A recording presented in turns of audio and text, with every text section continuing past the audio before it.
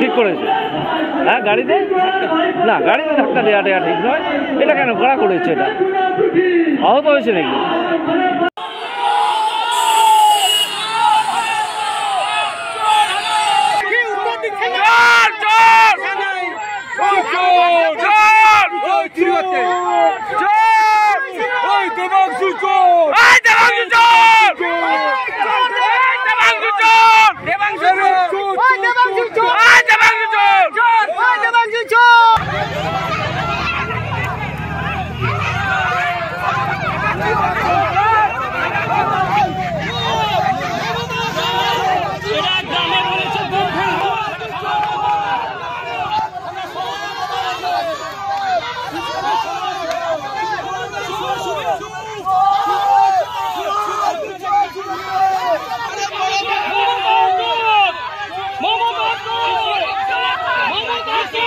যত শালা বালি চুরি, কয়লা চুরি, শিক্ষা চুরি, রাষ্ট্রে শালা সন্ধ্যা সালে মেয়ে ছেলে চুরি, সব চোর। তবু আবার কত মা মাটি সরকার, শালা মাটি চুরি, মা চুরি, তাহলে কিসের সরকার?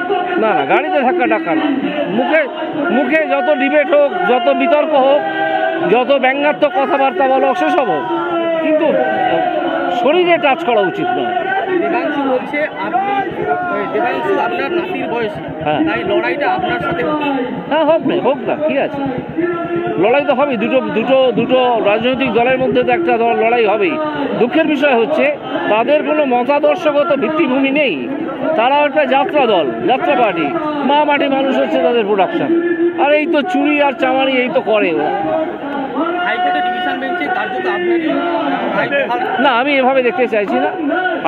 হাইকোর্ট একটা আলাদা জিনিস। এটা ঠিক রাজনৈতিক মঞ্চের নেতা যারা, লোক যারা, তারা সঠিকভাবে সবসময় অনুধাবন করেন না। আর আমাদের এখানে একজন মিথ্যাচারী মানুষ আছেন, মমতা ব্যানার্জি তার নাম। তো তিনি তো আক্রমণ করেন যে ভাষায় কোনো সাংবিধানিক পদে থাকা কোনো মানুষ সেই ভাষায় বিচার বিভাগকে আক্রমণ করতে পারে না। তো যাই হোক, তিনি করেন, কারণ তিনি একজন নিজেই অর্ধশিক্ষিত মানুষ। এটা নিয়ে দেবাংশু বলেছেন যে আপনার মতো কিছু বিজেপি নেতা, কিছু বিচারপতি আছে যারা পা বাড়িয়ে রয়েছে। আর সেটা হয়তো দেবাংশু নিজস্ব সূত্রে খবর পেয়েছে, নিশ্চয়ই খবর পেয়েছে। কংগ্রেস যখন বিভিন্ন দুর্নীতির অভিযোগে জর্জরিত, সেই সময় অভিষেক বন্দ্যোপাধ্যায় দাবি করছেন মাথা, তিনি হচ্ছেন মাথা। আমি তো কালকে বলেছি একটা সাক্ষাৎকারে যে আমার হাতে যদি ক্ষমতাটা থাকতো তাহলে আমি 3 দিনে দেখিয়ে দিতাম এই মমতা ব্যানার্জি আর ভাইপো ব্যানার্জিকে ডেকে এনে সব কথা বার করে দিতাম কোথায় কোথায় টাকা গেছে। হাইকোর্টে কালীঘাটের কাকুর কণ্ঠস্বরের যে তারা বেঁচে গেছেন যে আমার হাতে ক্ষমতা নেই। কণ্ঠস্বরের রিপোর্ট আজকে সিবিআই ডিডি পেশ করেছে এবং তারা বলছেন যে আমরা যা বলেছিলাম সেই অনুযায়ী রিপোর্ট হয়েছে। কিন্তু হাইকোর্টের বিচারপতি তিনি প্রশ্ন করেছেন যে সেই রিপোর্ট তো অসম্পূর্ণ বলে মনে হয় না আপনাদের? রিপোর্ট যখন আপনাদের পক্ষেই, তাহলে আপনারা কি করেছেন? আমি সেও ছিলাম না এখানে। দেখুন, এইভাবে একটা হঠাৎ কি কথোপকথন হয়েছে তার ভিত্তিতে কোনো মন্তব্য করা এটা সম্ভব নয়, উচিত নয়। রাজ্য দাবি তারা উন্নত স্বাস্থ্য পরিষেবা দেয়, সেক্ষেত্রে আপনি যেটা বললেন যে কিচ্ছু উন্নত পরিষেবা দেয় না, কিচ্ছু উন্নত পরিষেবা দেয় না। আপনি একটা ট্রলি পেতে হলে, যদি আপনাকে একটা ওই স্ট্রেচার পেতে হয়, আপনাকে সঙ্গে সঙ্গে 300-400 টাকা দিতে হবে। ক্যালকাটা মেডিকেল কলেজে আরও বেশি দিতে হয়। একটা বেড যদি পেতে হয়, যেটা ফ্রি বেড, সেই বেড পেতে হলে আপনাকে 7,000 টাকা দিতে হবে। এটা কি, এসে কি ফ্রি? উড়িষ্যা এটা তো হ্যাঁ উড়িষ্যা চলে যাচ্ছে, কি করবে?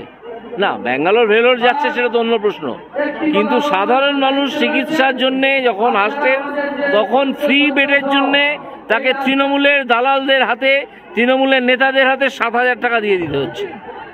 নাহলে কোথেকে এত টাকা আসে ওদের? দেখুন, জিজ্ঞেস করুন, একটাই তো প্রশ্ন, এত টাকা আসে কোথেকে? এই প্রশ্নটা করুন, তাহলে বুঝতে পারবেন। তিনি নির্দেশ দিয়েছেন যে বিশ্বভারতীর বিশেষজ্ঞদের দিয়ে বিশেষ কমিটি গঠন করে প্রশ্ন পরীক্ষা হবে। না, এতে দুর্নীতি বার করা মুশকিল, যদিও খুব ভেবে দেখলে, খুব গভীরভাবে ভেবে দেখলে বোঝা যায় যে এখানে এটা একটা বদমাইশি করার জন্যই করা হয়েছিল। তার মাথা হচ্ছে ওই মানিক ভট্টাচার্য বলে একটা লোক আছে, এখন জেলে গড়াগড়ি খায় সে। যাই হোক, এই আদেশে তো এর আগেও হয়েছিল, জাস্টিস সমাপ্তি চ্যাটার্জি দিয়েছিলেন, বিশেষজ্ঞ কমিটি গঠন করে তারা এগুলো দেখেছিলেন কোনগুলো ভুল উত্তর হয়েছে, আনসার কিতে ভুল আছে, এগুলো দেখা হয়, এটা করা হয়। মুখ্যমন্ত্রী বিচার ব্যবস্থা সম্পর্কে অবমাননাকর স্বতঃপ্রণোদিত মামলা দায়ের করেছেন। ঠিকই তো করেছে, ঠিকই তো করেছে। তবে এইসব আলতু ফালতু মন্তব্য যেসব মিথ্যাচারী লোকজন করে থাকে তাদেরকে হাইলাইট করার জন্য এরা জুডিশিয়ারি এইসব রুল ইস্যু করেন।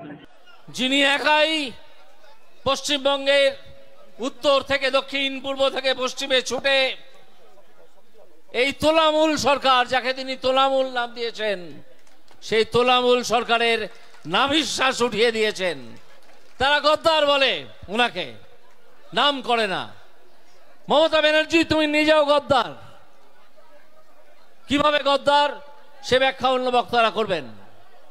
তোমার দলে একজন শিক্ষামন্ত্রী আছে বর্তমান, তিনিও আগে সিপিএম করতেন, তিনি তোমার দলে এসে যোগ দিয়েছেন। তাকে তুমি কোনোদিন গদ্দার বলেছো? বলনি। চার্চিল তার সারা জীবনে 4 বার দল বদল করেছিলেন। প্রধানমন্ত্রী, ব্রিটেনের প্রধানমন্ত্রী চার্চিল, তাকে কেউ কোনোদিন গদ্দার বলেছে? বলেনি। মানুষের এটা গণতান্ত্রিক অধিকার। যদি কেউ মনে করেন যে একটি রাজনৈতিক দল ছেড়ে অন্য রাজনৈতিক দলে আসবেন, সে অধিকার তার আছে, এটা তার গণতান্ত্রিক অধিকার। তার জন্য তুমি তাকে গালাগাল করবে? নিজের দলে তুমি নিজে গদ্দার, তোমার নিজের দলে অনেক গদ্দার আছে, তাদেরকে কোনোদিন গালাগাল করেছো, গদ্দার বলেছো? বলনি।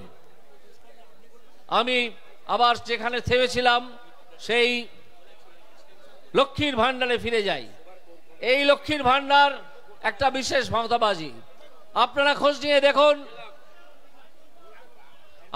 নিয়ে দেখুন, বিজেপির সরকার ভারতবর্ষে যে রাজ্যে আছে সেখানে এই লক্ষ্মীর ভান্ডার কেন অন্য নামে আরো অনেক বেশি টাকা সাধারণ মানুষের হাতে সরাসরি পৌঁছে দেওয়া হচ্ছে।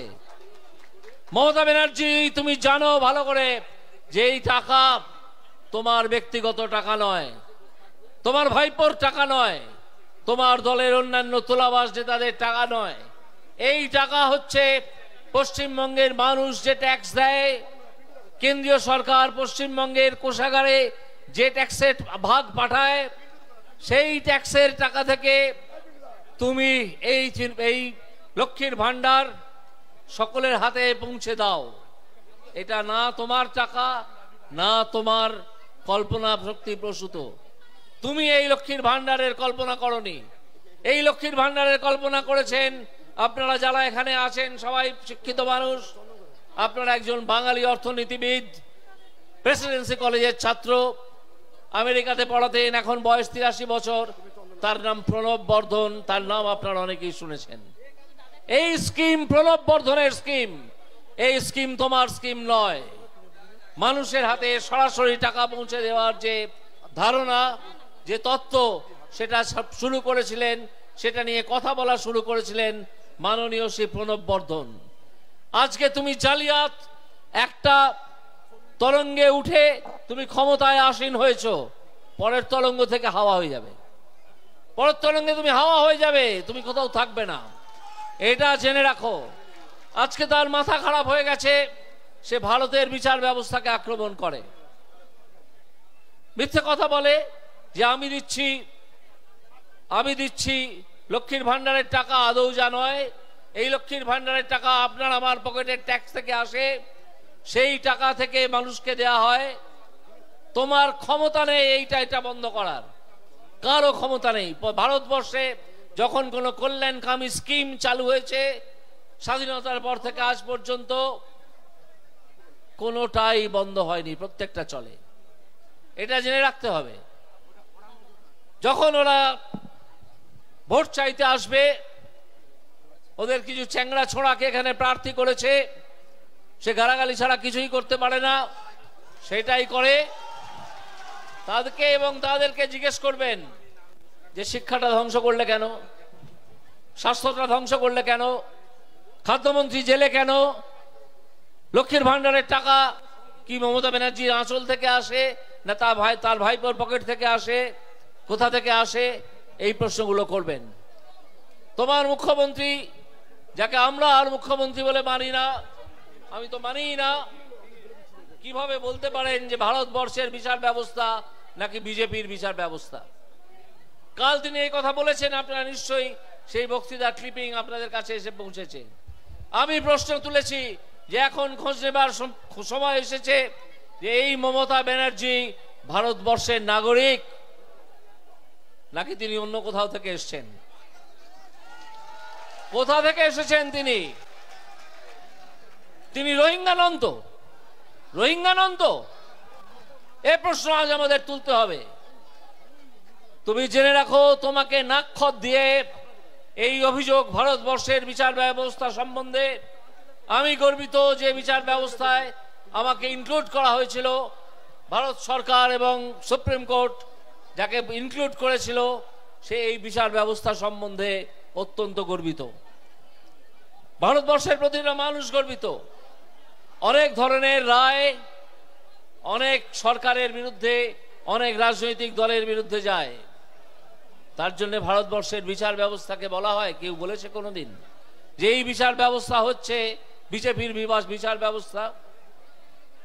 যদি বিজেপির বিচার ব্যবস্থাই হবে তাহলে ইলেকশন বন্ড কিভাবে সুপ্রিম কোর্ট সেটিসাইড করলো? নির্লজ্জ মিথ্যাচারী মুখ্যমন্ত্রী এই মমতা বন্দ্যোপাধ্যায়। তিনি মনে রাখবেন আর বাংলার মুখ্যমন্ত্রী থাকার যোগ্যতা তার নেই। তাকে আমি ব্যক্তিগতভাবে আর মুখ্যমন্ত্রী বলে সম্বোধন করি না, আমি তাকে মমতা ব্যানার্জি বলি। এবং আমি আপনাদের কাছে আবেদন জানাবো যে এই মমতা ব্যানার্জিকে আর মুখ্যমন্ত্রী হিসেবে সম্বোধন করবেন না, তাকে মমতা ব্যানার্জি বলবেন। তিনি ওই আসনে, যে আসনে বিধান রায়, প্রফুল্ল সেন ইত্যাদিরা বসেছিলেন, অজয় মুখার্জির মতো মানুষ বসেছিলেন, এই অজয় মুখার্জি এই তমলুকের মানুষ বসেছিলেন, প্রফুল্ল সেন আরামবাগের মানুষ, বিধান রায় কলকাতারই মানুষ, এরা যারা বসেছিলেন সেই আসনে বসার যোগ্যতা তুমি জোচ্চোর একটা দলের প্রধান, তোমার সেই ক্ষমতা নেই। আজ আর বিশেষ কিছু বলবো না, বক্তব্য দীর্ঘায়িত করব না। রাজনীতির রাজপুত্র, মেদিনীপুরের সফল নেতা শুভেন্দু বাবু আমাদের মধ্যে হাজির হয়েছেন। তিনি এবার বলবেন, কিছুক্ষণের মধ্যেই বলবেন, আপনারা অপেক্ষা করুন।